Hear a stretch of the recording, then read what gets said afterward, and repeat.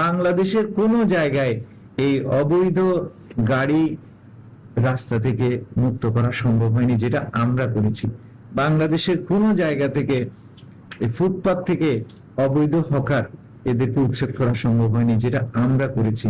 এই কার্যক্রমটাকে সাস্টেনেবল করার জন্য আমাদের নিয়মিত অভিযান চলমান আছে।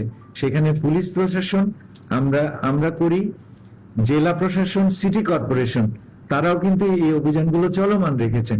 তারপর হচ্ছে রাস্তাঘাটে যানজট মুক্তকরণের জন্য আমাদের এই অবৈধ গাড়ির বিরুদ্ধে আমাদের নিয়মিত অভিযান চলমান আছে। ছিনতাই প্রতিরোধে আপনারা লক্ষ্য করেছেন 3 মাসের ডাটাতে ছিনতাইকারী গ্রেপ্তারের হার ডবলেরও বেশি। আমরা ছিনতাইকারীর একটা তালিকা তৈরি করেছি, 263 জন চিহ্নিত ছিনতাইকারী। এদেরকে পর্যায়ক্রমে আমরা ধরবো। আজকে আপনাদের সামনে এই তথ্যটা আমি দিচ্ছি।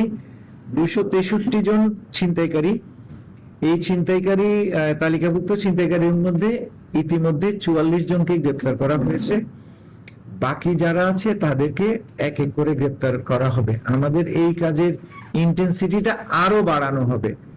ইতিমধ্যে আমরা ছিনতাই প্রতিরোধে বিশেষায়িত কয়েকটা দল গঠন করেছি এবং তাদের কাজই হচ্ছে ছিনতাইকারীকে ধরা।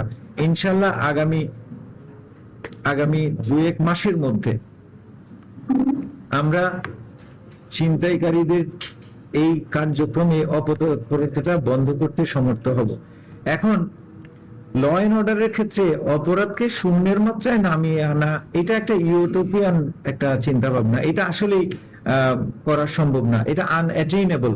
আমি যদি বলি আমি অপরাধ নির্মূল করব, নির্মূল মানে একদমই থাকবে না, এটা বাস্তবিক অর্থে এবং আক্ষরিক অর্থে এটা সম্ভব না। কিন্তু এটাকে একটা নিয়ন্ত্রণের মধ্যে যদি আনা যায়, একটা টলারেবল মাত্রায় যদি আনা যায়, তখন আমরা সেটাকে মানে